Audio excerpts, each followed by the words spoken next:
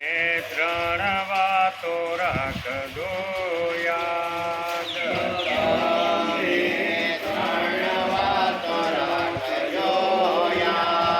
જીવનમાં લાવવા મીઠો સ્વાદ તમે ત્રણ વાતો રાખજો યાદ, જીવનમાં લાવવા મીઠો સ્વાદ તમે ત્રણ વાતો રાખજો યાદ. પ્રભુને સ્મરજો શ્વાસે શ્વાસ, પ્રભુને સ્મરજો શ્વાસોશ્વાસ. સુતા ઉઠતા જમતા ખાસ, સસુતા ઉઠતા જમતા ખાસ. જીવન ગણજો પ્રભુનો પ્રસાદ તમે ત્રણ વાતો રાખજો યાદ, જીવન ગણજો પ્રભુનો પ્રસાદ તમે ત્રણ વાત રાખજો યાદ. પ્રભાતે ઉઠતા નિસંગાત, પ્રભાતે ઉઠતા નિસંગાત. નિરખજો નિજનો જમણો હાથ, નિરખજો નિજનો જમણો હાથ. સુરજો ઋષિ મુનિઓનો સાદ તમે ત્રણ વાત રાખજો યાદ, સુણજો ઋષિમુનિઓનો સાદ તમે ત્રણ વાત રાખજો યાદ. કરના મૂળમાં શારદા માત, કરના મૂળમાં શારદા માત. આંગળે લક્ષ્મી સે સાક્ષાત. હથેળીએ હરિ સદાય યાદ તમે ત્રણ વાત રાખજો યાદ,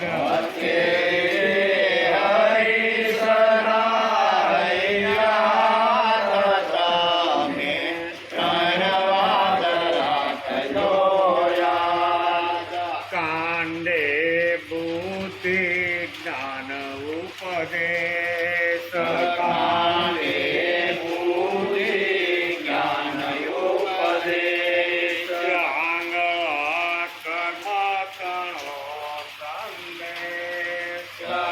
આંગળા કર્મ કણો સંદેશ, હથેળીમાં ભક્તિનો સેનાદ તમે ત્રણ વાત રાખજો યાદ,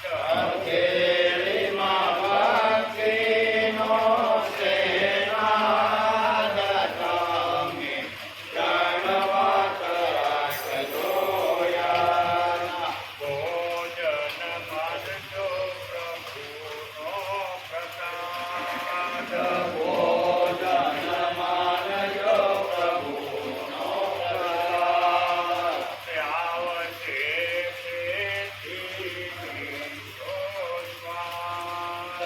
આવશે તેથી મીઠો સ્વાદ, જમતા કરજો કનૈયાને યાદ તમે ત્રણ વાત રાખજો યાદ, કરજો કનૈયાને યાદ તમે ત્રણ વાત. પહેલા સ્મરજો રામ, સુતા પહેલા સ્મરજો રામ. ગીતના કોઈ ખર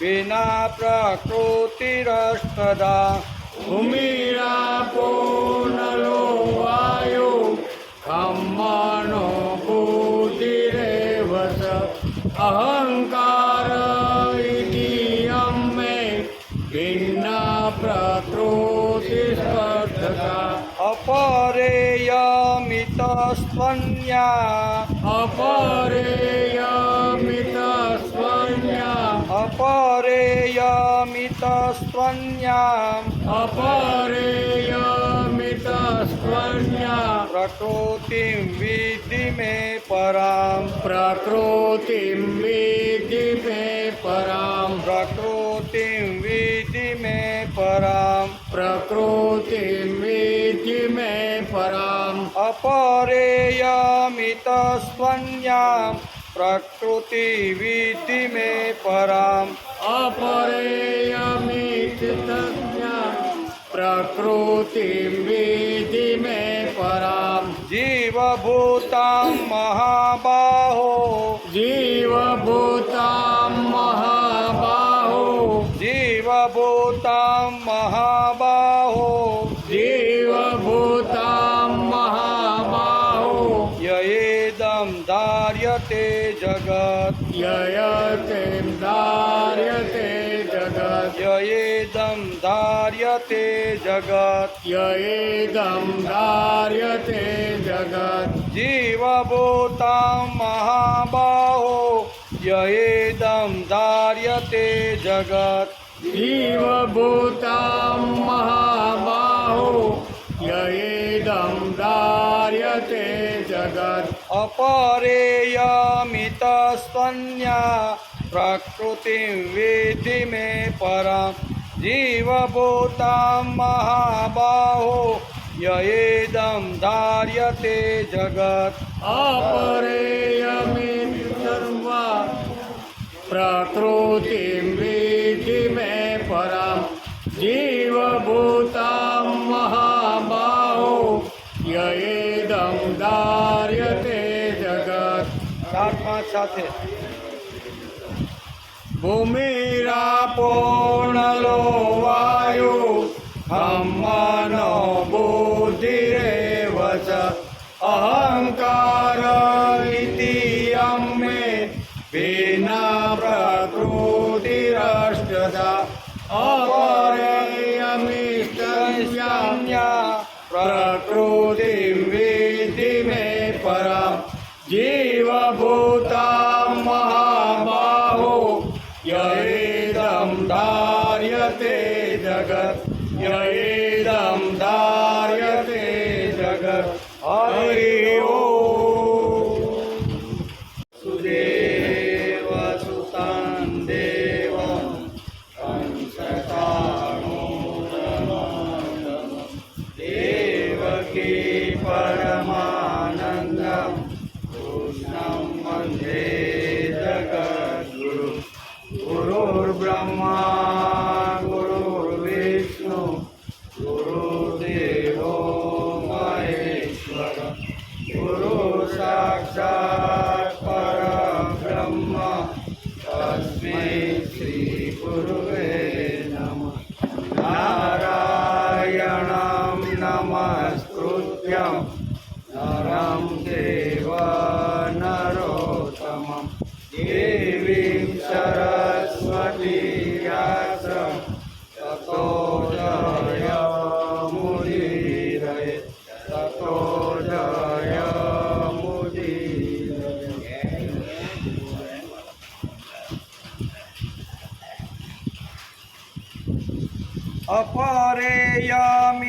અપરેયમિતસ્ત્વન્યા પ્રકૃતિ વિધિ મે પરામ જીવભૂતાં મહાબાહો યયેદં ધાર્યતે જગત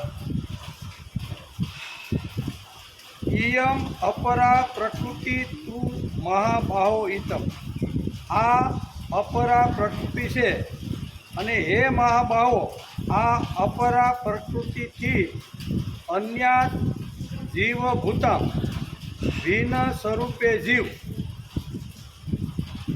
પરા પ્રકૃતિ છે મેં પરામ પ્રકૃતિ સિદ્ધિ, મારી પરા પ્રકૃતિને જાણ, વિધિ યયા ઇદમ જગત ધાર્યતે, પરા પ્રકૃતિને જાણ જેના દ્વારા આ જગત ધારણ કરવામાં આવ્યું છે. બે પ્રકારની મારી પ્રકૃતિ છે એમ ભગવાન આ શ્લોકમાં કહે છે. પહેલી પ્રકારની પ્રકૃતિ આપણે ચોથા શ્લોકમાં જોઈએ, ભૂમિ રાપો નલો, એ અપરા પ્રકૃતિ છે. અને હવે ભગવાન આ શ્લોકની અંદર પરા પ્રકૃતિની વાત કરે છે.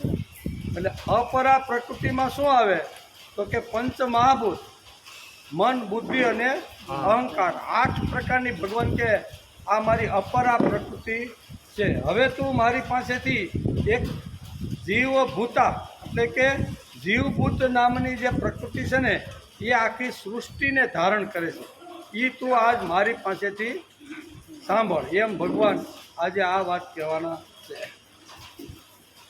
શનિવારે આપણે ભગવાને જે જ્ઞાન વિજ્ઞાનનો વિષય શરૂ કર્યો છે તેનો આપણે વિચાર કર્યો. જ્ઞાન વિજ્ઞાનનો વિષય એટલે આજે પરા અને અપરા પ્રકૃતિ ભગવાનની જે બે છે ને એ વિષય ભગવાને ચાલુ કર્યો અને એને આપણે સમજવાનો શનિવારે પ્રયત્ન કર્યો. પૃથ્વી, જળ, વાયુ, અગ્નિ, આકાશ, મન, બુદ્ધિ અને અહંકાર, આ પ્રમાણે 8 પ્રકારના ભેદવાળી મારી અપરા પ્રકૃતિ છે, એ તું સાંભળ, એમ આપણે શનિવારે ચોથા શ્લોકની અંદર ભગવાને અપરા પ્રકૃતિની વાત કરી. એમાં ભૂમિની પણ વાત કરી. ભગવાન કે આ બધી પ્રકૃતિ મારી છે, મેં ઊભી કરેલી છે, એના ઉપર બીજો કોઈ દાવો કરી શકે નહીં. આ મારો દાવો છે કે આ પૃથ્વી પણ મારી, મન પણ મારું, બુદ્ધિ પણ મારી અને અહંકાર પણ, 8 જે અપરા પ્રકૃતિ છે ને એ મારું સર્જન છે એમ ભગવાન કહે છે. તેથી એના ઉપર કોઈનો અધિકાર નહીં. ભૂમિ ઉપર પણ મારો જ અધિકાર છે. તમે બધાએ ભૂમિ મારી છે, બંગલો મારો છે, ભૂમિ ઉપર બાંધેલું બગીચા મારા છે, તો ભગવાન કહે એ ખોટી વાત છે. પરંપરાથી આવતી રહેલી બધી આજથી હજારો વર્ષ પહેલાં જો તો એ જમીન અત્યારે આપણે જે વાવી છીએ તો એના તો 200-500 વર્ષ પહેલાં તો કોઈક માલિક તો હશે જ, હોય જ ને, કોઈક તો હોય જ તે. એટલે ભગવાન કે પૃથ્વીનો કોઈ માલિક બની શકતો નથી, એવું આપણે શનિવારે સમજવાનો પ્રયત્ન કર્યો. એમાં ભૂમિ ઉપર ભાર દઈને શાસ્ત્રકારો અને ભગવાન પણ ભાર દઈને સમજાવે છે કે આ જગતમાં ભૂમિ કોઈની થઈ નથી અને કોઈની થવાની નથી. એનું દૃષ્ટાંત આપીને આપણે શનિવારે સમજવાનો પ્રયત્ન કર્યો. દૃષ્ટાંત કયું હતું તો કે મુંજ કાકા, એના જે મોટા ભાઈ હતા એ મોટા ભાઈ ગાદી ઉપર બેઠા. થોડા સમય પછી એનું મૃત્યુ થયું.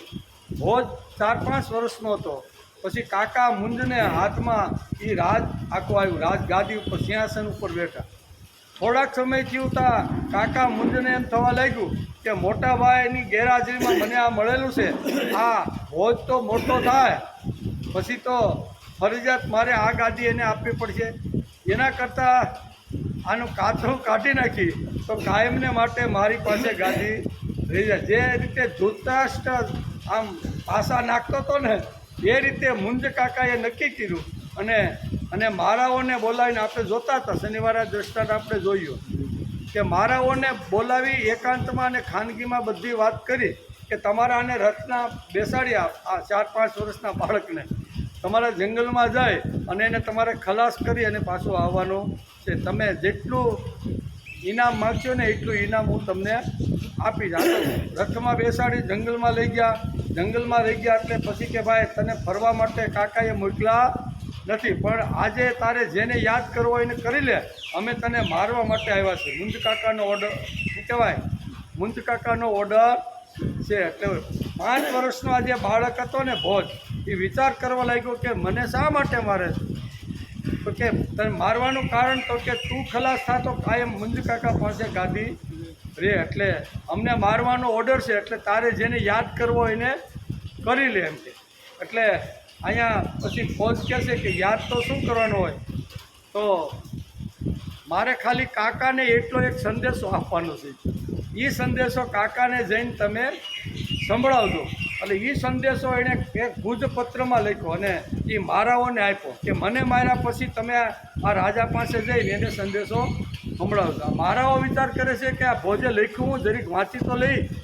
એટલે એણે વાંચ્યું તો એના તો રૂવાડા ઊભા થઈ ગયા અને રૂવાડા ઊભા થયા એટલે વિચાર કરવા લાગ્યા કે આના બાપાના ઘણા બધા ઉપકારો અમારી ઉપર છે. આ છોકરાને મરાય તો નહીં પણ હવે અમને તો ઓર્ડર રાજમાંથી આવ્યો છે એટલે માર્યા વગર છૂટકો ને આવો વિચાર કરી અને તો કહે છે કે શું કરવાનું, મારવાની આની હિંમત હાલતી નથી. બાપા એના યાદ કે આના બાપાના ઉપકારો ઘણા અમારી ઉપર છે એટલે કે કામ કરીએ આપણે.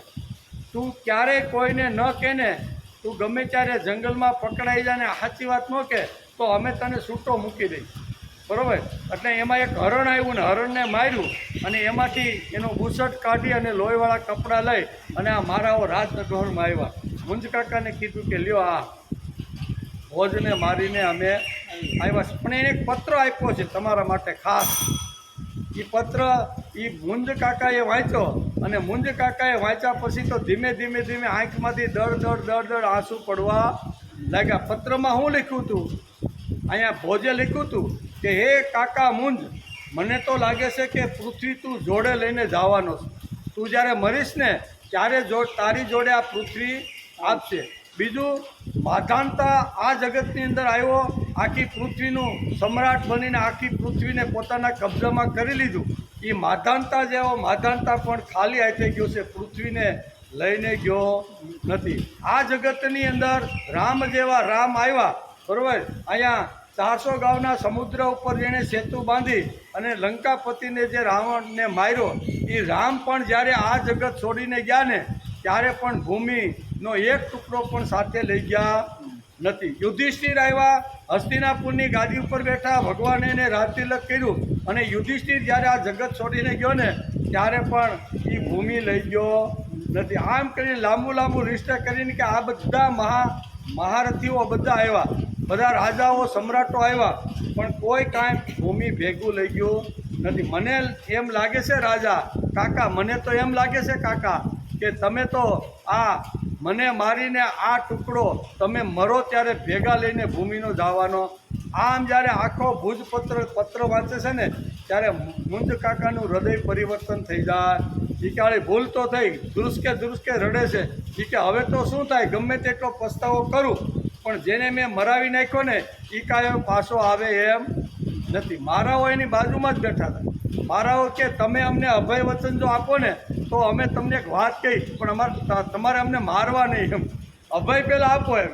તો કે હાલો તમને અભય છે, ગમે તે મારી સાથે તમે બોલશો ને તો હું તમને મારીશ નહીં. એટલે એણે બુસટ જે લોહીવાળો હરણનો હતો ને, હરણનો શિકાર કરી અને એમાંથી આ ભોજનો જે બુસટ હતો ને એનાથી આ લોહીથી કપડાં આવી રીતના કરેલા. તમારા આવી રીતના જે ભોજ છે ને 5 વર્ષનો ભત્રીજો, એને તો અમે જંગલની અંદર છૂટો મૂકી દીધો છે. ત્યારે મુંજ કાકાને થાય છે કે આ રથ મૂકીને બધા સૈનિકોને મોકલે છે જંગલમાંથી ગમે ત્યાંથી ભોજને લાવો હોય એ લાવ્યો. કહેવાનો અર્થ ભૂમિ રાખો નલો વાયુ, આવું ભગવાને આ શ્લોકમાં કીધું.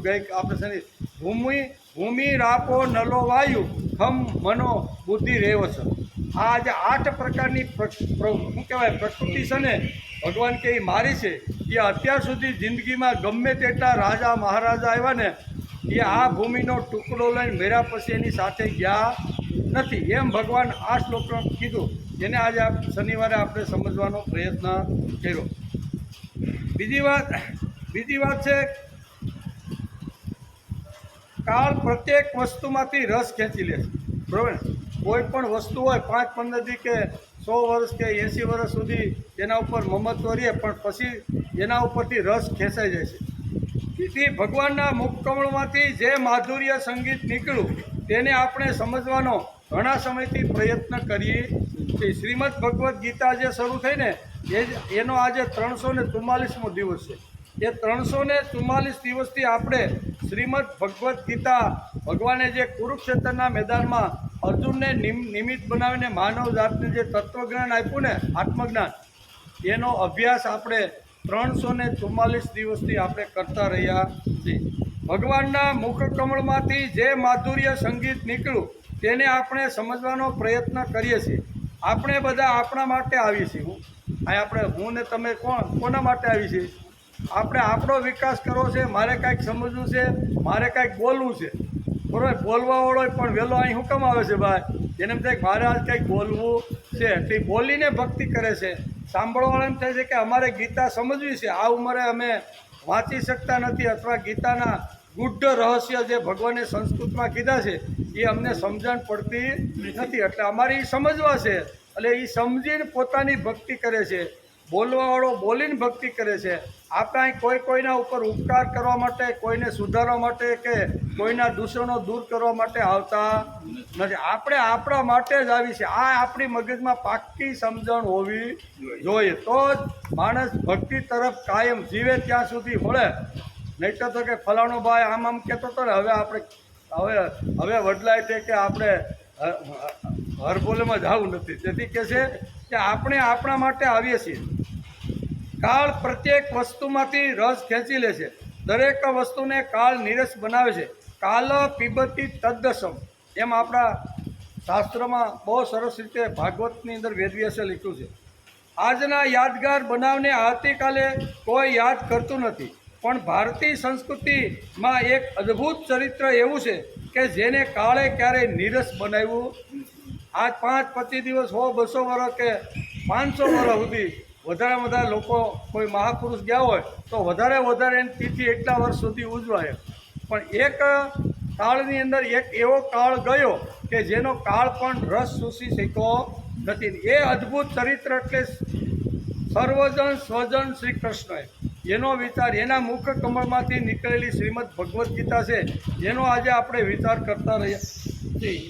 તેથી શ્રી કૃષ્ણ ચરિત્ર એક એવી અલૌકિક વ્યક્તિનું મહાચરિત્ર છે કે તેને 5,000 વર્ષો વીતી ગયા છતાં કાળ તેનો રસ ખેંચી શક્યો નથી. જન્માષ્ટમી આવે, રાતના 12 થાય, હાથી ઘોડા પાલકી જય કનૈયા લાલ કી. રાતના 12 થયા, ધીમો ધીમો વરસાશે, કાળા ડિબાંગ વાદળા છે, આકાશમાં વીજળી ગડગડાટા બોલાવે છે, પણ છતાંય હાથી ઘોડા પાલકી, કોઈ પણ વસ્તુનું ભાન માણસ બધું ભૂલી જાય, નાના મોટાનો ભેદ ભૂલી અને બધા નાચે છે કે નહીં?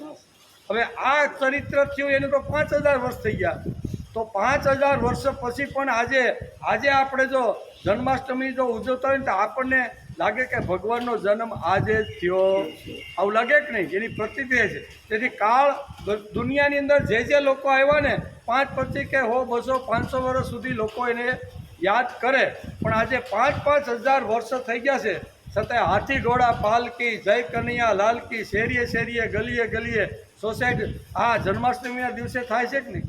એનું કારણ કે ગમે તેવો કાળ પસાર 5,000 વર્ષમાં થયો પણ આ ચરિત્રમાંથી રસ ખેંચી શક્યો એવું ને એવું તાજું ને તાજું ગમે ત્યારે વાંચો, ગમે ત્યારે મનન ચિંતન કૃષ્ણ ઉપર બેસીને કરો ને ત્યારે તાજું ને તાજું આપને લાગે છે. તેથી કાળનો પુરુષાર્થ જ્યાં વિરામ પામ્યો, કાળ જ્યાં પરાભવ પામ્યો, કાળ જેનાથી રસ પી શક્યો નહીં, તેવું મહાન ઉત્કૃષ્ટ અને ઉદાર જીવન શ્રી કૃષ્ણચંદ્રનું છે. 5,000 વર્ષ અગાઉ માનવીના હૃદયના સિંહાસન ઉપર જઈને ભગવાન બેસી ગયા. ભગવાન કૃષ્ણ કેવા? તો કે માનવ જાતના હૃદય સિંહાસન ઉપર એનું સ્થાન છે. ક્યાં? અને હૃદય ઉપર જેનું સ્થાન હોય ને એ કોઈ દિવસ એનાથી દૂર જાય નહીં. તેથી માનવીઓના હૃદય ઉપર જેનું સામ્રાજ્ય ચાલતું હતું તેવું ને તેવું 5,000 વર્ષ પછી પણ ભગવાનનું દરેકના હૃદય ઉપર સામ્રાજ્ય ચાલતું રહેલું. આ ભગવાનની આ એની વિશેષતા છે. 5,000 વર્ષ સુધી જેનું વ્યક્તિગત ટકી રહ્યું અને જનતાના હૃદય પર જેની હકુમત ચાલતી હોય તેવી બીજી કોઈ વ્યક્તિ ઇતિહાસમાં આજે આપને જોવા મળતી નથી. આવી મહાન શક્તિએ પોતાના જ્ઞાન અને વિજ્ઞાનનો ખજાનો અર્જુનની સામે આ ડાબલો ખોલ્યો છે. શ્રી ભગવાન શ્રી કૃષ્ણએ આવા જે મહાન જે ચરિત્ર છે જેનો કાળ પણ રસ પી શક્યું નહીં એવા મહાન ચરિત્ર અત્યારે શ્રીમદ ભગવદ્ ગીતા અત્યારે કુરુક્ષેત્રના મેદાનમાં અર્જુનને નિમિત્ત બનાવી અને આ જ્ઞાનનો ડાબલો ખોલી અને એક એક રત્ન કાઢી અને અર્જુનને સમજાવતા જાય છે. એનો વિચાર આપણે ઘણા સમયથી કરી છે. તેથી આવી મહાન શક્તિએ પોતાના જ્ઞાન અને વિજ્ઞાનનો ખજાનો અર્જુન સામે દાબલો ખોલ્યો છે.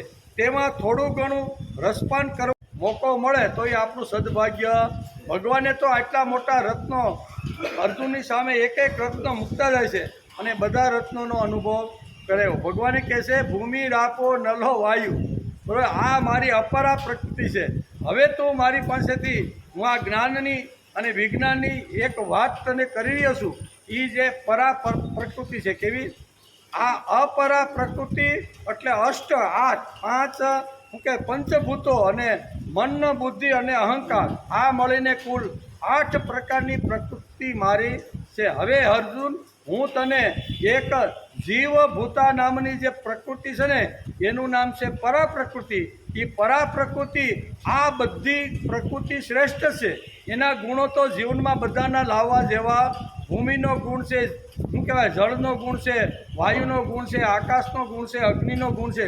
આ બધા ગુણો તો એની અંદર શું કહેવાય ભારીને ભગવાને ભરેલા છે. પણ એના કરતાં વિશેષ મારી પરા નામની જે પ્રકૃતિ છે ને એ હવે હું તમને ખોલું છું. આમ કરી અને ભગવાન જ્ઞાન વિજ્ઞાનનો ડાબલો અર્જુનની સામે આ 5મા શ્લોકમાં ખુલ્લો મૂકે છે. 7મા અધ્યાયના 5મા શ્લોકમાં ભગવાન શું કહે છે, અપરેયમિતિ સ્વન્યા પ્રકૃતિ વિધિ મે પરામ જીવભૂતામ મહાબાહો યયેદમ ધાર્યતે જગત. આ જીવભૂત જે છે ને એનાથી આખું જગત ધારણ થાય છે. અપરા પ્રકૃતિ તો એની પાસે જે ગુણો છે એ ગુણો જેટલા છે એની પાસે છે, એમાં બીજું કંઈ કરી શકતા નથી. પણ આ અપરા પ્રકૃતિ નામની જીવભૂત નામની જે પ્રકૃતિ છે ને એ એના કરતાં શ્રેષ્ઠ છે. એમ કરીને ભગવાન આ સમજાવે છે. આ 8 પ્રકારના ભેદની તો અપરા એટલે કે મારી જડ પ્રકૃતિ છે. અને હે મહાભાવો, આના સિવાયની મારી બીજી પરા પ્રકૃતિ છે જેનાથી આખું જગત ધારણ કરાયું છે. અને મારી જીવરૂપી પરા એટલે કે મારી ચેતન પ્રકૃતિને તું હવે ઓળખ. ચેતન પ્રકૃતિ એટલે આપણે બધા કેવા, એને ભગવાને પરા પ્રકૃતિ કીધી છે. હા, ગુજરાતીનું ભાષાંતર પરા પ્રકૃતિનું કરવું હોય તો આ જીવ માત્ર એટલે આપણે બધા જે હાલે ચાલે બોલે ખાય પીવે વિચારી શકે બધું જે કાંઈ આયોજન કરીને મોટું જે સમાજમાં ઊભું કરી શકે છે ને એને જીવભૂત પ્રકૃતિ કીધી છે. એટલે આ જળ પ્રકૃતિ છે ને 8 પ્રકારની, એના કરતાં આ પરા પ્રકૃતિ શ્રેષ્ઠ છે. એમ ભગવાન આ શ્લોકની અંદર એ નીચી કે ક્ષુદ્ર કે હલકી નથી. એમ આ 8 પ્રકારની જે પ્રકૃતિ મારી છે ને એ હલકી નથી. એની અંદર ગુણો તો ભરપૂર ગુણો બધા છે, પણ એના કરતાં એક શ્રેષ્ઠ પરા પ્રકૃતિ છે. એ પરા પ્રકૃતિ શું છે એ તને હું અત્યારે સમજાવી રહ્યો છું. એટલે પરા પ્રકૃતિમાં જીવભૂત આવે, માનવ માત્ર. તેથી ભૂમિ રાપો નલો વાયુ આ જડ પ્રકૃતિ છે તેનો વિચાર આપણે શનિવારે કર્યો. બાકીના 3 મન બુદ્ધિ અને અહંકાર એ ચેતન પ્રકૃતિ એનો પણ આપણે થોડો ઘણો શનિવારે વિચાર કર્યો. 8 પ્રકૃતિમાંથી આપણે આગળ જવાનું છે. આઈને બેહી રહેવાનું. એ પ્રકૃતિના બધા જ ગુણો તો જીવનમાં લાવવાનો પ્રયત્ન કરવો જોઈએ. અગ્નિ પાસેથી ઉષ્મા લેવા, એને ઉષ્મા એનો ગુણ છે. જળ છે એ માણસની તૃષા અથવા જે આપણા ખેતરની અંદર જઈને અઢળક જે આપણે ધન ધાન્ય જે ઉગાડી શકીએ છીએ ને એ એના બધા ગુણો છે. આ બધા ગુણો અલગ અલગ રીતે છે. એ બધા ગુણો તો એની પાસે છે જ, પણ 8 પ્રકૃતિમાંથી આપણે આગળ જવાનું. એ ગુણો લીધા પછી હજી આગળ જવાનું છે.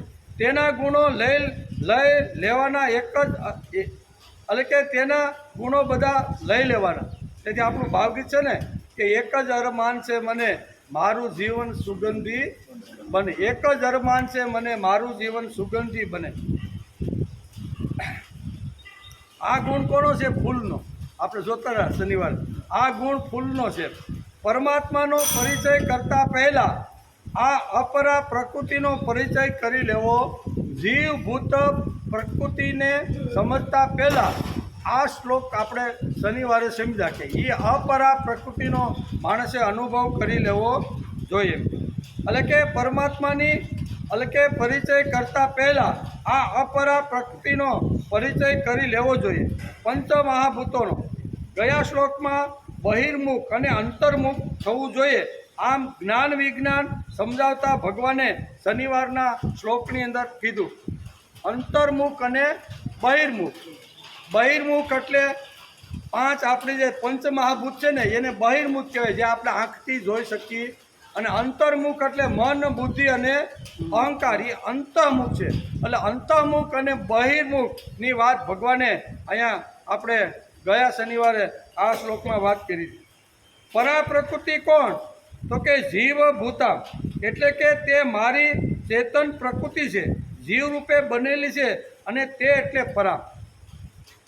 પરા પ્રકૃતિ એટલે કઈ? તો કે જીવ ભૂતે બનેલી જે પ્રકૃતિ છે એને પરા પ્રકૃતિ કહેવામાં આવે છે. પરમાત્મા ગૌરવ કરે છે કે એટલે કે અપરા પ્રકૃતિ કરતાં મારી પરા પ્રકૃતિ શ્રેષ્ઠ છે. એમ ભગવાન ગૌરવથી આ જ્ઞાન મહાભાવ એટલે અર્જુનને આપી રહ્યા. આ 5 પ્રકારની જે બહારની જે પ્રકૃતિ છે તે, અને 3 પ્રકારની જે અંદરની પ્રકૃતિ છે તે પ્રકૃતિ તો હે અર્જુન મહાન છે, પણ એના કરતાં એક શ્રેષ્ઠ પ્રકૃતિ છે, અને તે એટલે જીવ ચેતન. ચેતન જે હોય ને, આપણે બધા કેવા કહેવાય? ચેતન. એમ બધા કરતાં ભગવાન જીવભૂતને મોટા ઠરાવે છે. આપણે જગતના ધારક છીએ એમ પરમાત્મા કહે છે. જગત ધારે તે કીધું ને કે ઈદમ જગત ધાર્યતે વિધિયયા, આવું ભગવાને આ શ્લોકની અંદર છેલ્લે કીધું કે આ પરા પ્રકૃતિ જે જીવભૂત પ્રકૃતિ છે ને એ જગતને ધારણ કરે છે. કરી છે ને, આપણા પૂર્વજ હતા એના આપણે થયા, પછી આપણા પરદાદા હતા એના પછી દાદા થયા, દાદામાંથી પિતા આવ્યા, પિતામાંથી પુત્ર આવ્યો, ને પુત્રમાંથી પૌત્ર. આવું થયું. આ જગતને ધારણ કરવાવાળી આ જે પ્રકૃતિ છે ને એ મારી પ્રકૃતિ છે, અને એને પરા પ્રકૃતિ કહેવામાં આવે છે. આ પરા પ્રકૃતિ આખા જગતને ધારણ કરી અને જગતનો આવી રીતનો વિસ્તાર કરતી રહેલી છે, એમ ભગવાન આ શ્લોકમાં કહે છે. તેથી એટલે કે આખું જગત પરમાત્માનું છે એમ આપણે કહીએ છીએ. પરમાત્મા આપણું ગૌરવ વધારે છે, પણ આ વાત ઝડપથી આપણા મગજમાં ઉતરે નહીં. આપણે એમ થાય કે પરમાત્મા આપણું ગૌરવ વધારે છે, કેવી રીતે? હવે આ ખોળિયું છે, શું કહેવાય, વરસાદ આવે તો શરદી થઈ જાય, અને બહુ તડકો પડે તો પ્રવાય, અને થોડું ઘણું શિયાળો આવે તો નાકમાંથી. હવે આવું આ 6 ફૂટ કે 5.5 ફૂટનું પૂતળું છે એ ભગવાનની ચેતન પ્રકૃતિ ક્યાંથી હોય? ઘણીવાર આપણા મગજમાં બેસે નહીં, પણ આ ભગવાન પોતે જ કહે છે કે ચેતન નામની જીવભૂત નામની જે પ્રકૃતિ છે ને એ આ બધી જળ પ્રકૃતિ મેં તને આગળ સમજાવી 8 પ્રકારની, એના કરતાં ચેતન પ્રકૃતિ શ્રેષ્ઠ છે એમ તારે સમજવાનું. વિધિ અહીં શબ્દ એક વાપર્યો, કેવું? વિધિ એટલે સમજવાનું. વાત ન હોય તો તારે સમજવું પડે એમ કે. તેથી પરમાત્મા આપણું ગૌરવ વધારે. કેવું? ભગવાનના મુખારવિંદના શબ્દો છે કે જળ પ્રકૃતિ કરતાં ચેતન પ્રકૃતિ શ્રેષ્ઠ છે. હે અર્જુન, તું એ મારી પાસેથી સાંભળ, એમ કહીને મહાભાવ કરીને ભગવાન આ શ્લોકની અંદર અર્જુનને પોકારે છે. પરમાત્મા આપણું ગૌરવ વધારે છે, પણ આ વાત ઝડપથી આપણા મગજમાં ઉતરે નહીં. આપણે જગતને ધારણ કરીએ છીએ, આ ન સમજાય એવી વાત છે. આપણે હવે ઘરને ધારણ કરી શકતા નથી. 5 હાથનું કુટુંબ હોય ને તો એને ધારણ કરવામાં નાકે દમ આવે કે નહીં? થોડી ઘણી નાની મોટી ફેક્ટરી હોય, વ્યવસાય હોય તો એને પણ સંભાળતા નાકે દમ આવે કે નહીં? આને સાંભળવાનું હોય તો બગાવવા માંડે કે નહીં? બગાવવા જ માંડે. શા માટે? હવે આટલું સંભાળી શકતા નથી, પણ છતાંય ભગવાન એમ કહે છે ને કે આ પ્રકૃતિ કરતાં આ જીવ પ્રકૃતિ શ્રેષ્ઠ છે. હવે વિચાર કરો કે હવે પર્વત જેવી અડગતા આપણી અંદર છે, સમુદ્ર જેટલું ગાંભીર્ય છે, જળ જેટલો વહેતો રહેલો છે જે માણસને શુદ્ધ અને પવિત્ર કરે છે, એવું આપણી પાસે કાંઈ? ચંદ્ર જેવી શીતળતા છે, સૂર્ય જેવું તેજ છે, આકાશ જેવી નિર્લેપતા છે. હવે આ બધા ગુણો કોના છે? અપરા પ્રકૃતિના. તો એમાંનો એક પણ ગુણ લાવવા માટે નાકે દમ આવી જાય તો ભગવાન કહેશે કે એના કરતાં આ તું શ્રેષ્ઠ છો. હવે આ સમજવું એટલે અઘરું કે નહીં? પણ ભગવાન નિરાતે મહાભાવ કરીને ભગવાન એને સમજાવવાનો પ્રયત્ન કરે છે કે આ જડ પ્રકૃતિ કરતાં હે ચેતનવંત અર્જુન મહાબાહુ તું એના કરતાં શ્રેષ્ઠ છો, એવું ભગવાન આ શ્લોકમાં કહે છે. તેથી જગતને ધારણ કરીએ છીએ. આ ન સમજાય ત્યારે વિધિ શબ્દ ભગવાનને ઉચ્ચારવો પડે. આ ન સમજાય એવી વાત જ્યારે ભગવાન અર્જુનને સમજાતા હોય ત્યારે અર્જુનને વિધિ કહીને ભગવાન આ શ્લોકની અંદર વિધિ કહીને એક શબ્દ ભગવાનને વાપર્યો નથી. પણ તારે સમજવાનું છે. એ વસ્તુ નથી એમ, પણ તારે સમજવાની છે. તેથી પ્રકૃતિ વિધિ મેં પરામ, એટલે કે પ્રકૃતિ વિધિ મેં પરામ, જીવ રૂપે બનેલી મારી પરા પ્રકૃતિને જાણ સમજ. વિધિ એટલે સમજ અને જાણ, નથી છતાં તારે જાણવી જોઈએ એમ ભગવાન. અને આનો પ્રસંગ તો વાલ્મીકી રામાયણે પણ લખ્યો છે. વાલ્મીકી રામાયણનો જ્યારે આપણે અભ્યાસ કરતા હતા, આમાં જેટલા લોકો હાજર છે એ વખતે એને ખબર છે, પણ નહીં હાજર હોય એને આજ પાછું નવું રામાયણની જે વાત વાલ્મીકીએ જે લખી છે ને એમાં વિધિ શબ્દ એ શ્લોકમાં પણ વાલ્મીકી એક વિધિ શબ્દ વાપરેલો છે. અને અહીંયા ભગવાને પણ શ્રીમદ ભગવદ્ ગીતાના 7મા અધ્યાયના 5મા શ્લોકમાં ભગવાને એક વિધિ શબ્દ વાપર્યો છે. વિધિ એટલે જે વસ્તુ નથી પણ છતાંય માનવી એને કહેવાય વિધિ. તો જ વિધિ શબ્દ વચ્ચે આવે નકર આવે જે વસ્તુ નથી બરાબર એને માનવી એટલે શું થાય, એને વિધિ શબ્દ કહે છે. તેથી અહીં કહે છે કે બનેલી મારી પ્રકૃતિ છે તેને જાણ સમજ. રામ વનમાં જવાની તૈયારી કરે છે અને લક્ષ્મણને પણ ઈચ્છા થાય છે કે મોટાભાઈ વનમાં જતા હોય તો મારે પણ એની સાથે વનમાં જવું જોઈએ. એટલે એ મોટાભાઈને નમસ્કાર કરીને કે થોડી વાર ઊભા રહ્યો, હું માતા સુમિત્રાને પગે લાગી નમસ્કાર કરી અને એની રજા લઈને આવું, મારે તમારી જોડે આવું. રામ કે ભાઈ તને વનવાસ મળ્યો નથી, વનવાસ તો મને મળ્યો છે. તારે તો અયોધ્યામાં રહીને ભરતની સાથે રહી અને સરસ મજાની અયોધ્યાને સારી રીતે સંભાળવાનો પ્રયત્ન નહીં. ભાઈ તમે જ્યાં જાઓ ને ત્યાં જ મારે આવું. હું તમારો પડસાયો છું, પડસાયો કોઈ દી શરીરથી છૂટો પડે નહીં, એટલે મારે તો આવું જ છે. તમે શાંતિ રાખો કે નીકળી જતા નહીં. એમ કરીને સુમિત્રા માતા પાસે દોડતો લક્ષ્મણ આવે છે.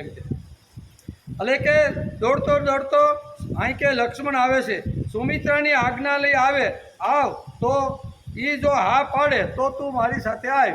આમ રામે સહજ રીતે લક્ષ્મણે કીધું, મા સુમિત્રા જો તને મારી સાથે વનમાં આવવાની જો રજા આપતા હોય તો તું મારી જોડે આવ, એમ મારી જોડે આવ. સુમિત્રા ઉચ્ચ કક્ષાની મા હતી, કેવી જેવી તેવી હતી નહીં. પત્ની કોની હતી?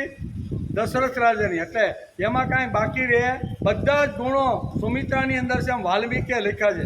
અને ગુણોનો ભંડાર એટલે સુમિત્રા. તેથી અહીં કે સુમિત્રા ઉચ્ચ કુળ કક્ષાની મા હતી.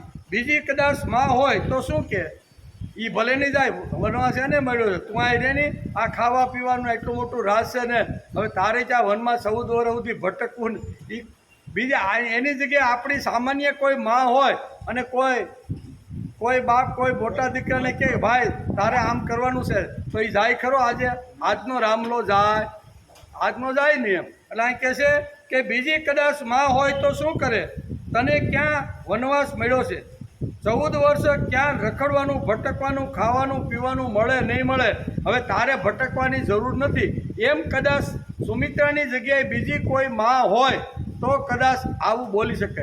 પણ આ તો ગુણોનો ભંડાર હતો, ગુણોનો ભંડાર અને ગુણોનો ઝુમકો એટલે સુમિત્રા માતા શું કહે છે એ સાંભળવા જેવા શબ્દો છે. સુમિત્રા માતાએ બહુ સરસ રીતે સમજાવવાનો પ્રયત્ન કર્યો. લક્ષ્મણ રામને વનમાં મારા માટે જ એટલે કે લક્ષ્મણ રામને વનવાસ મારા માટે જ મળ્યો હોય એમ લાગે છે. કારણ કે આટલી મોટી શક્તિ, આટલું મોટું જેનું શૌર્ય અને સાહસ છે, આટલા મોટા માણસ માટે 14 મિનિટ પણ રહેવું ને એ બહુ મોટી ભાગ્યની વાત કહેવાય. માં શું કહે છે? સુમિત્રા માં કહે છે કે તું ખૂબ જ મોટો ભાગ્યશાળી છો. 14 મિનિટ આવા રામ જેવા મહાપુરુષની સાથે 14 મિનિટ ખાલી જો રહેવાનો મળે ને તો આપણું જીવન દિવ્ય અને પવિત્ર ને મુક્તિ આપણને મળી જાય. તું કેટલો ભાગ્યશાળી છો. 14 વર્ષ સુધી આવા મહાપુરુષ સાથે તને મળવાનો, તેનું સાનિધ્ય, તેની સાથે આવી રીતની વાત કરવાની તું બહુ મોટો ભાગ્યશાળી તો 14 વર્ષ સુધી તને રામની સાથે રહેવાનો ખૂબ જ આવી રીતનો મોટો પ્રસંગ ઊભો થાય છે. રામનું સાનિધ્ય 14 મિનિટ પણ ન મળે ત્યારે એટલે કે જ્યારે તારા ભાગ્ય ખુલી ગયા છે. સુમિત્રા શું કહે છે?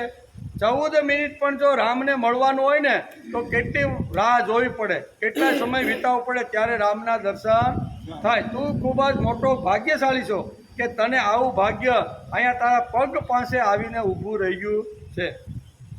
તેથી અહીં કહે છે રામનું સાનિધ્ય 14 મિનિટ પણ ન મળે જ્યારે તારા ભાગ્ય ખુલી ગયા છે એમ સમજ. એમ 14 વર્ષ માટે તું રામની જોડે ખુશીથી જા. જેટલો એટલે કે કેટલો તારો વિકાસ થાય, કેટલું તારું ઘડતર થાય આવા મહાપુરુષ જોડે રહેવા મળે એ મોટી જ વાત છે એમ સુમિત્રા માતા અહીં સમજાવે છે. જન્મ જન્માંતરનું જેનું ભાગ્ય ખુલ્લું હોય અને જન્મ જન્માંતરના જેના પુણ્યનો ઉદય થયો હોય ને એવા જ મહાપુરુષની સાથે આવા દીકરાને રહેવા મળે. કોના શબ્દો છે? રામાયણ ઘેર હોય તો વાંચી લેજો. વાલ્મીકીએ લખ્યું છે કે જેના જન્મ જન્માંતરના પુણ્ય ખુલી ગયા હોય અને હજારો વર્ષ સત્કર્મ કરીને જગતની અંદર આ આવ્યો હોય ને એવો જ જીવ આવી રીતનું 14 વર્ષ સુધી રામનું સાનિધ્ય સેવી શકે, બીજાનું કામ નહીં. તેથી માતા સુમિત્રા કહે છે કે જન્મ જન્માંતરનું જેનું ભાગ્ય ખુલ્લું હોય ને તેને જ રામ સાથે રહેવાનું ભાગ્ય મળે. તું તેમની સાથે ખુશીથી જા. પણ માં હું તારી સલાહ લેવા અને તારી આજ્ઞા અને મારે કઈ રીતે ત્યાં રહેવું ને એ તું તારી પાસે હું સલાહ લેવા માટે. હવે 14 વર્ષ આપણે મળવાના નથી. લક્ષ્મણ શું કહે છે માને કે 14 વર્ષ સુધી હું તમને છોડીને જાઉં છું. 14 વર્ષ સુધી રામનું સાનિધ્ય મારે સેવવાનું છે, પણ રામની સાથે મારે 14 વર્ષ કેવી રીતના વિતાવવા એ તું મને થોડીક વાત કરીને થોડીક સમજણ આપને તો મારે એ પ્રમાણે રહેવાનો પ્રયત્ન કરું. અને એ વખતે સુમિત્રા માતા એને જે કહે છે ને એ સાંભળવા જેવું છે. કાન હરવા ખોલીને કહે છે સુમિત્રા માં શું કહે છે? રામમ દશરથમ વિધિ. જો શબ્દ આવ્યો ને વાલ્મીકીએ એવું લખ્યું છે રામમ દશરથમ વિધિ. એમ અહીંયા 7મા અધ્યાયના 5મા શ્લોકમાં પણ ભગવાને વિધિ શબ્દ વાપર્યો. રામમ દશરથમ વિધિ, રામમ દશરથમ વિધિ. પછી મા વિધિ જનકાદયા, અયોધ્યા અટવી વિધિ તાત સુખમ ગચ્છત. આમ કરીને માતા સુમિત્રા એને સરસ સમજણ શિખામણ આપે છે. શું આ પહેલી શિખામણ આપી? રામમ દશરથમ વિધિ. રામ દશરથ નથી પણ તારે રામને દશરથ સમજી અને 14 વર્ષ સુધી પિતાને સમજીને જેમ દીકરો વ્યવહાર કરતો હોય ને એ તારી જો કરવાની તૈયારી હોય તો તું રામની સાથે વનમાં. શું કહે છે? રામ દશરથ નથી. શું કીધું? રામ દશરથ નથી. એ તો રામ કઈક કૌશલ્યના પુત્ર છે, બરોબર? તારો ભાઈ છે પણ તારા પિતા રામમ દશરથમ વિધિ. રામ દશરથ નથી. રામ દશરથ નથી પણ રામને દશરથ સમજી અને 14 વર્ષ સુધી જો તારે રામની સાથે રહેવાનું હોય તો તું જા. બીજી વાત કીધી મા વિધિ જનકાદયા. જનકાદય એટલે સીતા. એ તારી મા સુમિત્રા નથી પણ સીતાને સુમિત્રા સમજી અને જો તારે એની સેવા કરવાની તૈયારી હોય તો તું. હવે કેટલી શિખામણ વિચાર તો કરો કે સીતા સુમિત્રા નથી પણ સુમિત્રા શું એમ સમજીને સીતાની જો સેવા કરવાની તારી તૈયારી હોય ને તો તું ખુશીથી જા. પછી અયોધ્યા અટવી વિધિ, બરાબર? જંગલ જે છે વન છે ને એ અયોધ્યા નથી પણ જંગલને અયોધ્યા સમજવાની જો તારી તૈયારી હોય ને ભાઈ તો તું ખુશીથી જા. આ માતા સુમિત્રાના શબ્દો છે. હટાય વિધિ શબ્દ જેમ રામાયણમાં વાલ્મીકીએ લખ્યો તેમ શ્રીમદ ભગવદ્ ગીતાના 7મા અધ્યાયના 5મા શ્લોકની અંદર અહીંયા અર્જુનને ભગવાન કહે છે કે આ પંચમહાભૂત અને અંદરની જે 3 પ્રકૃતિ મારી છે એમ 8 પ્રકારની જે પ્રકૃતિ છે ને એ પરા પ્રકૃતિ કરતાં શ્રેષ્ઠ નથી. એ તારે સમજવું પડે. અપરા પ્રકૃતિ જે 8 પ્રકારની અપરા પ્રકૃતિ જે છે એના કરતાં હું તને જે જીવભૂત સનાતન કહીને જે પ્રકૃતિ સમજાવું છું ને એ 8 કરતાં શ્રેષ્ઠ છે. એ તારા મગજમાં કદાચ નહીં ઉતરે, પણ છતાંય તારે એ વાત માન્ય કરવી પડશે. જેમ લક્ષ્મણે કીધું કે રામ દશરથ, શું કહે છે, રામ દશરથ નથી, પણ તારે દશરથ સમજવાના છે. વિધિ એટલે સમજ. આમ કરી અને બહુ સરસ રીતે સમજાવવાનો પ્રયત્ન કરે છે. ટાઈમ થઈ ગયો. થઈ ગયું. અધ્યાય 7 શ્લોક નંબર 5. 4 અને 5 બે ભેગા છે. પહેલા ચોથા શ્લોકમાં ભગવાને અપરા પ્રકૃતિની વાત કરી. 8 પ્રકારની મારી પ્રકૃતિ છે. આ 5મા શ્લોકમાં ભગવાન આગળ કહે છે કે આટલેથી અટકવાનું નથી, આનાથી આગળ જવાનું છે. એમ કરીને પરા પ્રકૃતિની વાત ભગવાન આ 5મા શ્લોકની અંદર કરે છે. અપરા પ્રકૃતિ તો શ્રેષ્ઠ છે. એના ગુણો, એકાદો ગુણ પણ જો આપણો આવી જાય ને તોય આપણો બેડો પાર થઈ જાય, બરાબર ને. પણ અહીં કહે છે એના કરતાં પણ શ્રેષ્ઠ છે, એવું ભગવાન આ 5મા શ્લોકની અંદર સમજાવે છે. તેથી અહીં કહે છે વિધિ શબ્દ હાલ વિધિ એટલે આ શ્લોકમાં છે ને વિધિ શબ્દ ભગવાને વાપર્યો છે. વિધિ એટલે નથી છતાં સમજવાનું એમ. તારા મગજમાં કદાચ નહીં બે, હું તને જે અપરા પ્રકૃતિ અને પરા પ્રકૃતિ વચ્ચેનો જે ભેદ છે ને એ ભેદ કદાચ તારા મનમાં બેસશે નહીં. એ મહાભાવ કહીને ભગવાન આ વિધિ શબ્દોનો વાત, પણ તારે હવે તારે સમજવી પડશે.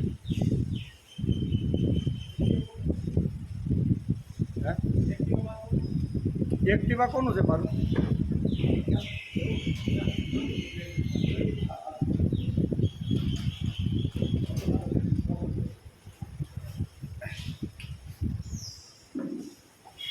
એટલે જ્યાં રામ દશરથ નથી પણ એને દશરથ સમજવાના હોય તો એવા જે શબ્દો છે ને અહીંયા વિધિ શબ્દ સંસ્કૃતની અંદર શાસ્ત્રકારોએ વાપર્યો છે.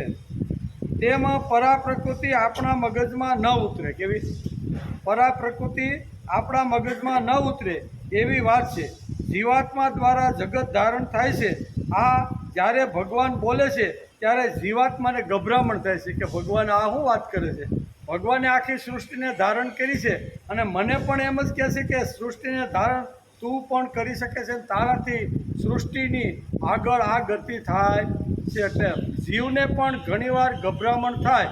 ત્યારે જીવને ગભરામણ ન થાય એટલે ભગવાન કહે છે કે તારા મગજમાં કદાચ આ વાત ઉતરશે ને. અપરા પ્રકૃતિ કરતાં પરા પ્રકૃતિ શ્રેષ્ઠ છે એ હું તને જ્યારે કહી રહ્યો છું ત્યારે હે મહાભાવો તારા મગજમાં આ વાત ઉતરશે નહીં. પણ વિધિ શબ્દ અહીં ભગવાને વચ્ચે વાપરીને કહી દીધું તારા મગજમાં ન ઉતરે તો પણ તારે સમજવાનું છે. જેમ લક્ષ્મણને જેમ માતા સુમિત્રાએ કીધું એ પ્રમાણે આ જ વાત અહીંયા ભગવાન અત્યારે કોને જીવ એટલે અર્જુનને કહી રહ્યા છે.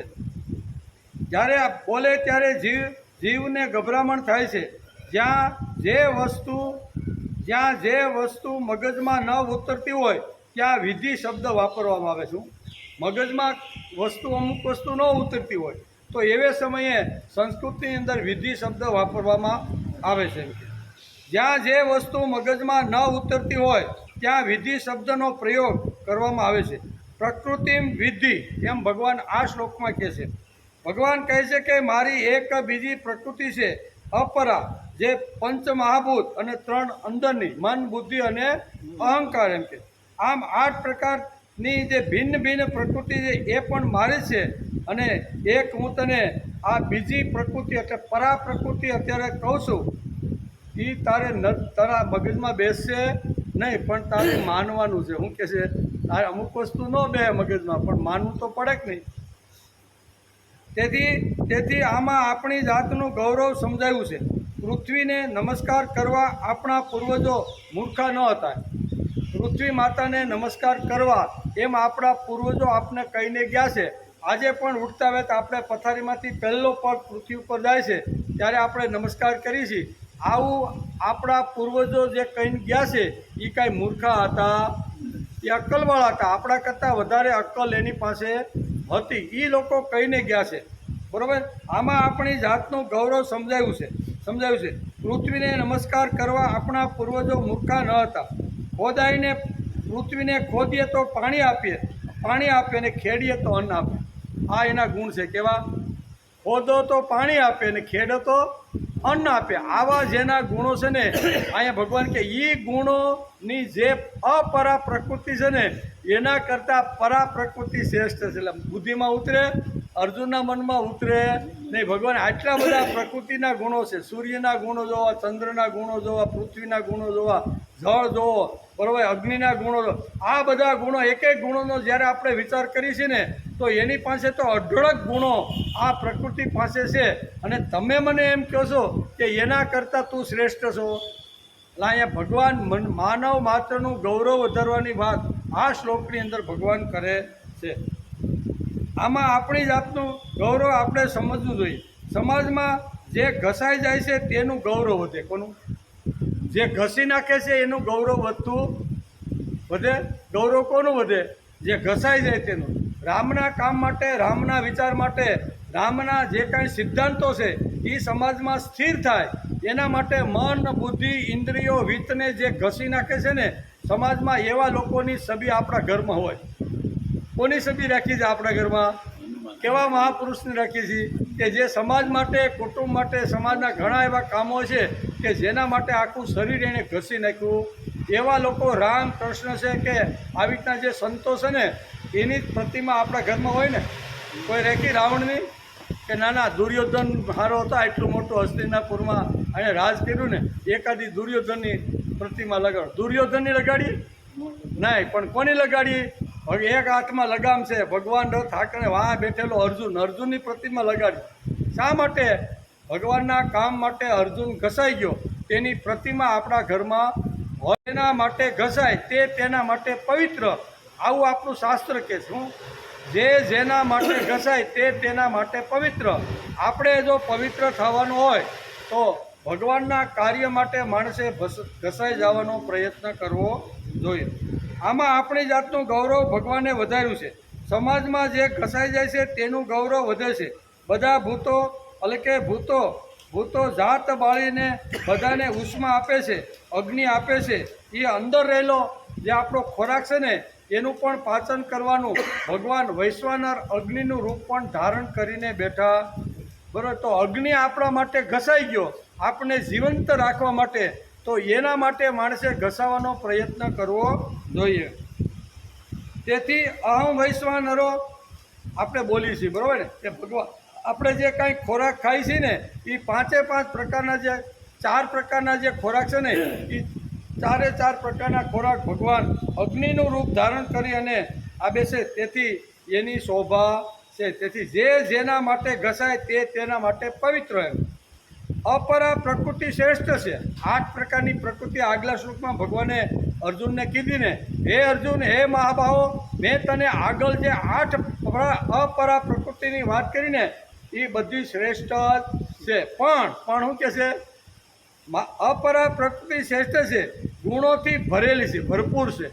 પાણીનો ગુણ જુઓ તમે, અગ્નિનો ગુણ જુઓ, આકાશનો ગુણ જુઓ, બધા ગુણ જોઈને તો આપણને એમ થાય છે કે એ અપરા પ્રકૃતિ માનવ જાતને જીવંત રાખવા માટે કેટલું કામ કરે છે. વરસાદ આવ્યો કે નહીં હમણાં? વરુણદેવ પધાર્યા કે નહીં? ન પધારે તો શું થાય? એટલે આ કહેવાનો અર્થ એટલે કે અર્જુન, તારા મગજમાં કદાચ આ અપરા પ્રકૃતિ શ્રેષ્ઠ છે જ એ કદાચ ન બેસતી હોય ને, પણ તોય હું તને પરા પ્રકૃતિ સમજાવું છું. એ અપરા કરતાં પરા પ્રકૃતિ શ્રેષ્ઠ છે એમ ભગવાનને કહેવાનું છે. તેથી અપરા પ્રકૃતિ શ્રેષ્ઠ છે, ગુણોથી ભરેલી છે. પણ ભગવાન આ શ્લોકમાં કહે છે કે અપરા કરતાં મારી પરા પ્રકૃતિ શ્રેષ્ઠ. એ તો શ્રેષ્ઠ છે જ, એમાં આપણે કાંઈ વચ્ચે દખલ કરવાની જરૂર નથી. પણ એના કરતાં વિશેષ આપણે એમ કે ફલાણો માણસ સારો અમારા ગામ, પણ એના કરતાં ઓલા બાપા છે ને એ એના કરતાં સારા એવું નથી ઘણી વાર કહેતા. આપણા જ ગામના કોઈને આપણે દ્રષ્ટાંત આપીને આપણે કોઈને સમજાવતા હોઈએ તો આપણે આ વાત કરી કે નહીં? એમ ભગવાન પણ આ શ્લોકમાં વાત કરે છે કે આ 8 પ્રકારની જે પ્રકૃતિ છે ને એ શ્રેષ્ઠ છે, પણ એના કરતાં પણ એક પરા પ્રકૃતિ શ્રેષ્ઠ છે. જીવ ભૂત મહાભાવ. કઈ પ્રકૃતિ છે? અહીંયા ભગવાને આ શ્લોકની અંદર જીવ ભૂતા મહાભાવ, જીવ રૂપે બનેલી મારી જે પ્રકૃતિ છે ને એ પ્રકૃતિ અહીંયા શ્રેષ્ઠ છે એમ કરીને ભગવાન કે તારા મગજમાં ન બેસતું હોય ને તો વિધિ એક શબ્દ આ શ્લોકમાં મૂકીને અર્જુનને સમજાવી છે કે ન મગજમાં બેસતું હોય તો તારે મગજમાં બેહાડવાનું છે કે અપરા કરતાં પરા પ્રકૃતિ શ્રેષ્ઠ છે જ. તેથી ખોદે તેને પાણી મળે. આ કોનો ગુણ છે? ધરતી માતાનો. પૃથ્વી માતાનો ગુણ કયો છે? તો આવા ગુણ આપણી અંદર છે. આપણે તો આપણી એટલે કે ખોદે તેને પાણી મળે અને ખેડે તેને અન્ન મળે. પોતે મલિન થઈને બીજાને સ્વચ્છ કરે. જળ દેવતા કરે ને, ગંગા નદીને કિનારે જાય, આખી દુનિયામાં જેટલા વર્ષ પાપ કર્યા હોય બધે પાપ ભેગા કરીને પછી આપણે જાય એટલે જળ શું કરે? ત્યાં ગંગા મૈયા માણસને સ્વચ્છ કરી નાખે.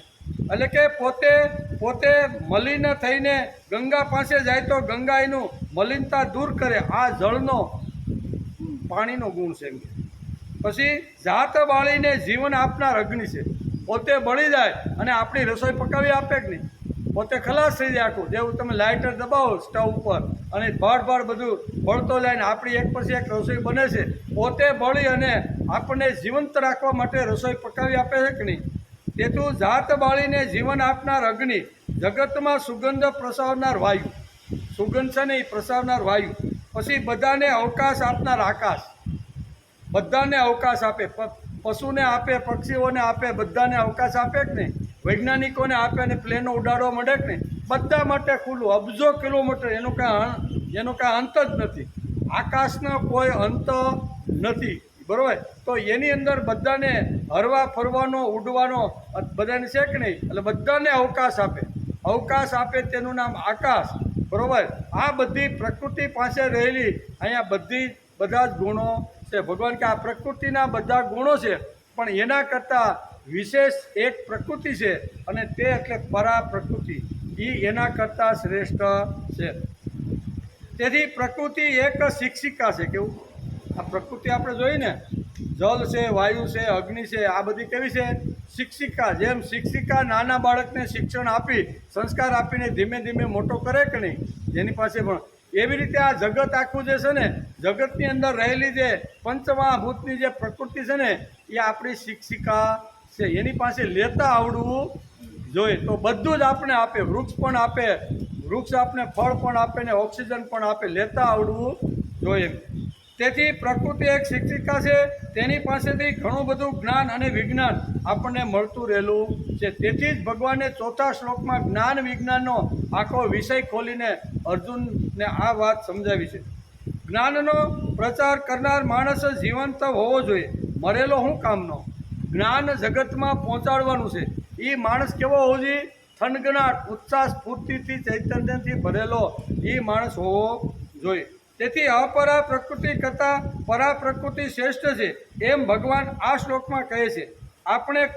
આપણે પરાસીએ, અને આપણે પરાસી એટલે જીવભૂત છીએ. પરા એટલે જીવભૂત, જેની અંદર ચૈતન્ય પડેલું છે તે. આપણે પરાસીએ જીવભૂતમ મહાભાવ, જેનાથી જગતની ધારણા થાય છે તે ચેતન પ્રકૃતિ મારી છે. જીવભૂત શ્રેષ્ઠ છે, પ્રકૃતિ વિદ્ધિ. આ પ્રકૃતિના કરતાં અહીંયા જીવભૂતા શ્રેષ્ઠ છે એમ કરીને ભગવાન આ શ્લોકની અંદર અર્જુનને સમજાવે છે. બીજી વાત છે, જીવાત્મા શ્રેષ્ઠ છે શા માટે? તેનો અભ્યાસ કરવો પડે. અપરા કરતાં પરા શ્રેષ્ઠ છે. પ્રકૃતિ જળ છે, એની પાસે જાઓ તો બધું આપે. વૃક્ષો પાસે જાઓ તો છાંયો આપે, ઓક્સિજન આપે. એની પાસે આપણે જવું પડે. જાય તો પ્રકૃતિ માણસને ઘણું બધું આવી રીતનું આપતું રહેલું છે. જીવાત્મા શ્રેષ્ઠ છે શા માટે? તેનો અભ્યાસ કરવો પડે. અપરા કરતાં પરા શ્રેષ્ઠ છે. આપણી અંદર પણ આ પંચમહાભૂતો છે. માણસ મરે ત્યારે પાંચે પાંચ પંચભૂત એટલે કે પંચ તત્વ પંચભૂતોમાં ભળી જાય કે નહીં? અગ્નિમાં, વાયુમાં. જ્યારે માણસનું મૃત્યુ થાય, અગ્નિ સંસ્કાર કરવામાં આવે તો શરીરની અંદર 5 પ્રકારના જે આવી રીતના પંચમહાભૂતો છે એ બહાર રહેલા પંચભૂતોની અંદર ભળી જાય. પાણીમાં, અગ્નિમાં, વાયુમાં. આવા બધા ભળી જાય છે. નથી હું શરીર છું. આ જે સમજતો હશે તે બહુ ભટકો છે અને ખૂબ જ નાનો ગણાય છે. જ્ઞાન કરતાં પવિત્ર વાત જગતમાં બીજી કોઈ નથી એમ ગીતાકાર બહુ સ્પષ્ટ રીતે જ્ઞાન કરતાં આ જગતમાં પવિત્ર વાત બીજી કોઈ નથી, એમ ભગવાન શ્રીમદ ભગવદ્ ગીતામાં કહે છે. જ્ઞાનથી માણસની અંદર સમજદારી ઊભી થાય છે. સત્સંગ અને સ્વાધ્યાય આટલા માટે મહત્વનો છે. શરીર કરતાં આપણે બીજા કંઈક છીએ તેનો વિચાર સ્વાધ્યાય અને સત્સંગથી માણસને મળે. શરીર કરતાં અંદર કોઈ ચૈતન્ય તત્વ છે ને, એ શરીરથી કંઈક જુદું તત્વ મારી અંદર આવીને રહેલું છે, જે મને ચલાવે છે, બોલાવે છે, ખાધા પછી પાચન કરે છે, પાચન કર્યા પછી કચરો જુદો પાડીને લોહી બનાવે છે, લોહી બનાવ્યા પછી અંગૂઠાથી માથા સુધી દરેક નળીઓની અંદર જ્યારે જેટલું જોઈએ ત્યારે ધમનીઓ દ્વારા હૃદય ધબકારા મારે. કેવું ધબકારા માટીને જ્યાં જરૂર હોય ને, હૃદયનું કામ આવું છે.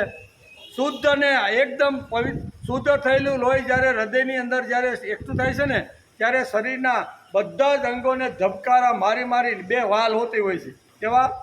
બે વાલના માધ્યમથી શુદ્ધ અને અશુદ્ધ એવા હોય ને, શુદ્ધ જ્યારે લઈ જવાનું હોય ને ત્યારે અશુદ્ધ વાલ બંધ થાય અને શુદ્ધને ધક્કો મારે. પાછું અશુદ્ધ જો આવીને ભળી જવાનું હોય ને તો એ વાલ ત્યાં બંધ. આ પ્રક્રિયા કોણ કરે છે ભાઈ? આને આ જ્ઞાન વિજ્ઞાનની વાત ભગવાન આ શ્લોકની અંદર કરે છે.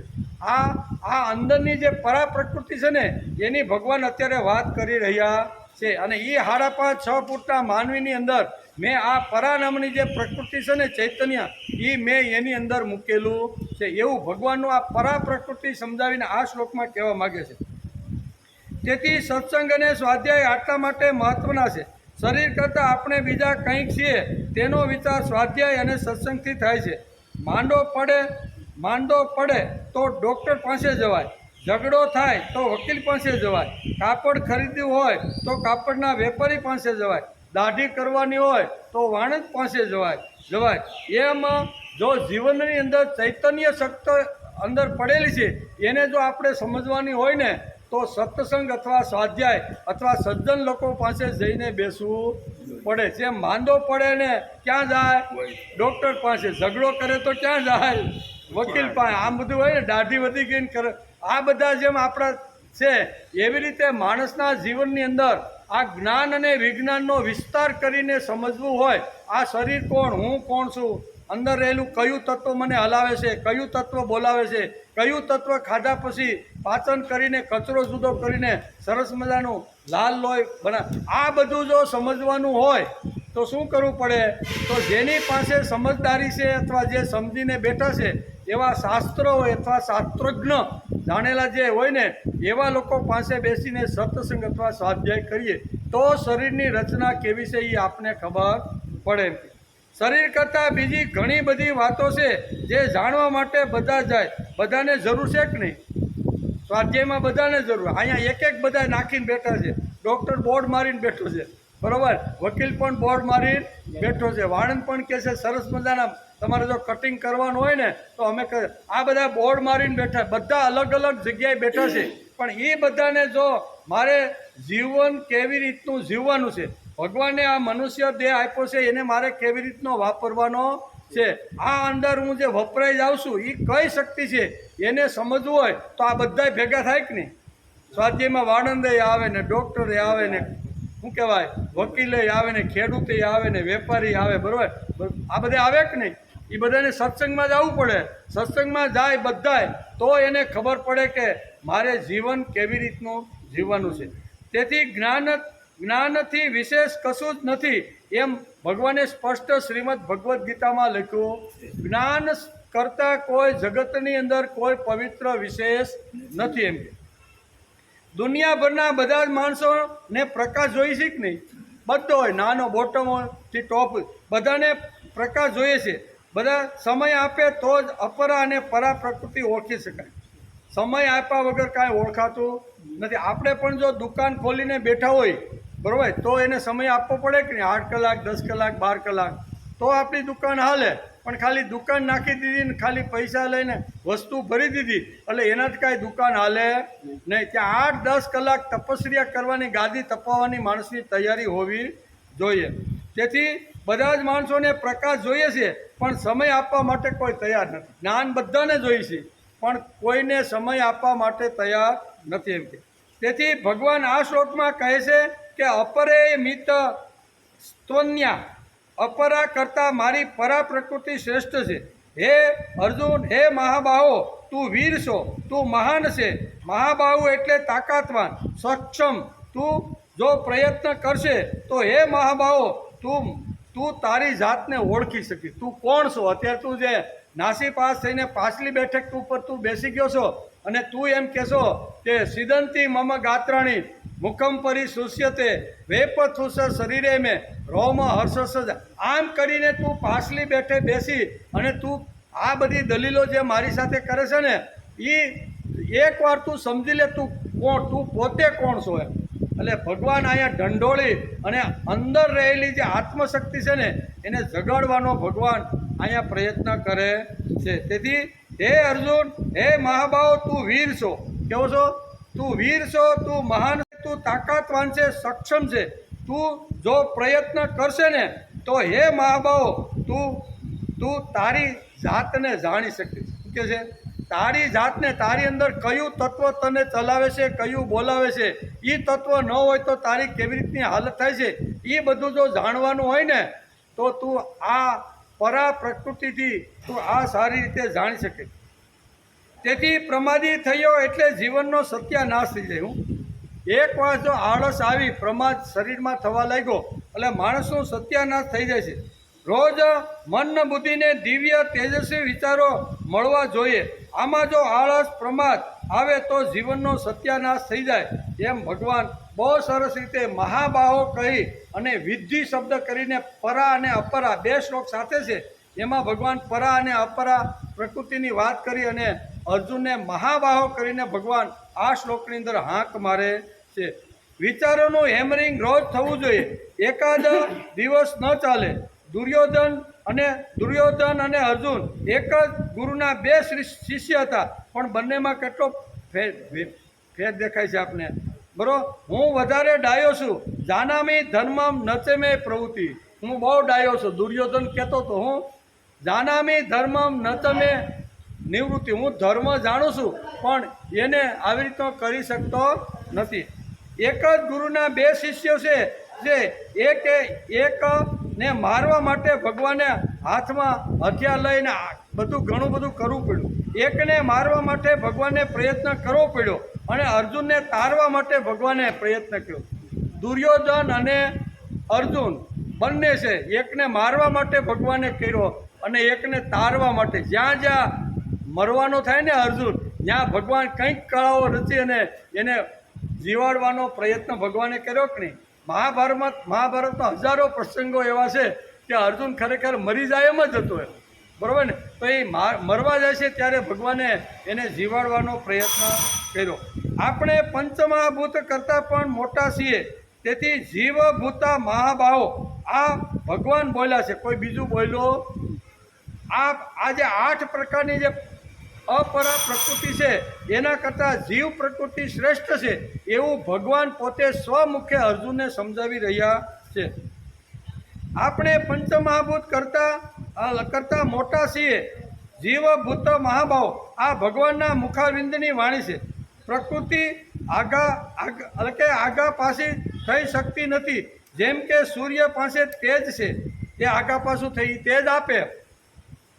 ચંદ્ર પાસે આવી રીતનું શીતળતા છે, સાગર પાસે ગંભીરતા છે, પર્વત પાસે સ્થિરતા છે. બધા પાસે એક એક ગુણ છે. પણ માણસ જો જીવ ધારે ને તો આ બધા જ ગુણ એક જ શરીરમાં લાવી શકે એવી તાકાત. હું સૂર્ય જેવો તેજસ્વી બની શકું છું, ચંદ્ર જેવો શીતળ બની શકું છું, શું કહેવાય, સાગર જેવો ગંભીર બની શકું છું, પર્વત જેવો સ્થિર બની શકું છું. આ બધા પ્રકૃતિની અંદર એક એક ગુણ ભગવાને મૂકેલો છે. ભગવાન કહે છે આ બધા ગુણ તારા અંદર તું એકલો લાવી શકે છે. તેથી તું અપરા પ્રકૃતિ કરતાં પરા પ્રકૃતિમાં તું શ્રેષ્ઠ. એની પાસે તો એક એક ગુણ છે પણ તું તેજ, સૂર્યનું તેજ લાવે કે નહીં? લાવી શકે. ચંદ્રની શીતળતા લાવે કે નહીં? લાવી શકે છે. બરાબર. પર્વતની સ્થિરતા લાવી શકે. આ બધા જ પ્રકૃતિના જે ગુણો છે ને એ એક માણસ જો ધારે તો, કેવું માણસ ધારે તો બધા જ પ્રકારના ગુણો એ પોતાની અંદર લાવી શકે છે. તેથી ભગવાન અહીંયા માનવનું ગૌરવ વધારતા કહે છે કે માનવનું ગૌરવ શા માટે છે? કે માણસ જ એક એવું જીવ પ્રાણી છે કે જે ધારે તે બધું કરી શકે છે. વાલિયામાંથી પણ વાલ્મીકી ઋષિ બની શકાય કે નહીં? બની ગયા. બરોબર. તો કહેવાનો અર્થ કે આ બધી જ વાતો અહીંયા આ શ્લોકની અંદર ભગવાન સમજાવવાનો પ્રયત્ન કરે છે. તેથી પોતાની જાતનો અભ્યાસ કરવાનો છે. એટલે કે હું શરીર નથી, નચ પ્રાણ સંગનો નવે પંચવાયુ. હું શરીર નથી, શરીર કરતાં કોઈ તત્વ આગળનું છે. એટલે એ કયું છે? અંદર રહેલું આત્મ તત્વ. બરોબર. એ શરીર નથી. એમ શરીર હોય તો માનો કે હાથ કાપી નાખ્યો તો અંદરનું તત્વ ખલાસ થઈ જાય કે નહીં? તો થતો નથી. આપણે કે હાથ કપાઈ ગયો. હવે હાથ જો તું હોય તો હાથ તું હોય તો તારે ખલાસ થઈ જવું પડે, પણ હાથ કાપ્યા પછી માણસ જીવંત રહે છે. એનો અર્થ કે આ જે શરીરના જે કાંઈ અંગો છે ને એ અંગો કરતાં અંદર રહેલું ચૈતન્ય તત્વ કંઈક જુદું છે. એમ ભગવાને આ જીવભૂતા શ્લોક કહીને સમજાવવાનો ભગવાને પ્રયત્ન કર્યો છે. તેથી મનોબુદ્ધ અહંકાર ચિત્તાની નામ. હું આત્મા, મન, બુદ્ધિ, અહંકાર કે ચિત્ત સ્વરૂપ નથી. તેમજ હું કાન, જીભ, નાક કે આંખો નથી. વળી હું આકાશ, પૃથ્વી, તેજ કે વાયુ નથી. હું તો મંગલકારી, કલ્યાણકારી, ચિદાનંદ સ્વરૂપ છું. હું છે જીવ કેવો છે? મંગલકારી, કલ્યાણકારી, ચિદાનંદ સ્વરૂપ. અંદર બેઠેલું જે તત્વ છે ને એ આ તત્વ નથી. નથી હાથ, નથી પગ, નથી કંઈ, પણ ચિદાનંદ રૂપ શિવોહમ શિવો. તેથી અહમના વસ્ત્રોને પણ એટલે કે ઉતારવાની કલા જીવભૂતા મહાભાવો યયજમ ધાર્ય તે જગત. હું હે મહાભાવો, આ અપરા પ્રકૃતિથી ભિન્ન અલગ જીવ રૂપે બનેલી મારી પરા પ્રકૃતિની છે. એ કદાચ તારા મગજમાં નહીં ઉતરે, પણ અહીં ભગવાન કહે છે કે પ્રકૃતિ વિધિ મેં પરામ. તારે વિધિ એટલે તારે જાણવી જ પડશે. કદાચ તારા મગજમાં ન ઉતરે કે આની પાસે કેટલા બધા ગુણ છે, બધા દેવતાઓ બધી જગ્યાએ સ્થિત છે, તો એ ગુણ હું કેવી રીતે લાવી શકું? પણ એ કદાચ તારા મગજમાં ન ઉતરે, પણ તારે એ માનવાનું છે ભાઈ. તેથી કહે છે કે આ અપરા પ્રકૃતિ બનેલી મારી પરા પ્રકૃતિને વિધિ જાણ. તેના દ્વારા આ જગત ધાયું છે. પણ આ જીવડો થઈ ગયો તેનું ભગવાનને દુઃખ છે. તેથી મમે વાંસો જીવલોક જીવભૂતે સનાતન. આમ કરીને ભગવાન પણ આગળ બહુ સરસ વાત કરે કે મમે વાંસો જીવલોકે. આ જે જગતની અંદર જે જીવ મનુષ્ય રૂપે ફરતો રહેલો છે ને એ મારો જ અંશ છે. એમ ભગવાન પોતે કહે છે. અપરા કરતા પરા પ્રકૃતિ શ્રેષ્ઠ છે. તે અર્જુન શું છે તું સમજી શકે. તેથી તારી અંદર આ બધી ક્ષમતા અને તાકાત છે. પોતાની જાતને ઓળખ અને આત્મગૌરવ કેળવો. આ જો કેળવે તો માણસ મહાન થાય. સામેના માણસનું ગૌરવ જરૂરત કરતાં વધી જાય તો અહીં કહે છે તો કે તે પ્રયત્ન કરીને અહંકાર વધી જાય તો ગૌરવને નામે ઘણીવાર ગર્વ પણ આવી જાય. ગૌરવ વધે તો ગૌરવની નામે ઘણીવાર ગર્વ આવી જાય છે, એને નુકસાન થાય છે. તેથી અર્જુનનો ગર્વ ન વધે તે માટે ભગવાન આગળના શ્લોકની અંદર કહે છે એકવાર તું અસ્મિતા જાગૃત કર અને જીવ ભૂત સનાતન. આ જીવ જ મારી આવી રીતની પ્રકૃતિ છે એવું તું સમજ. અને કદાચ તને જો અઘરું થાય અને તને જો એવું લાગે કે આ આવ્યા પછી હું મારી અંદર અસ્મિતા અથવા ગૌરવ વધી જાય તો, ગર્વ વધી જાય તો ભગવાન કે ગૌરવ ન વધે ને, ગર્વ ન વધે, અભિમાન ન વધે, અહંકાર ન વધે ન. તે માટે હું તને 6થા શ્લોકની અંદર એક વાત કહેવા માગું છું, પણ એનો વિચાર આપણે આવતીકાલે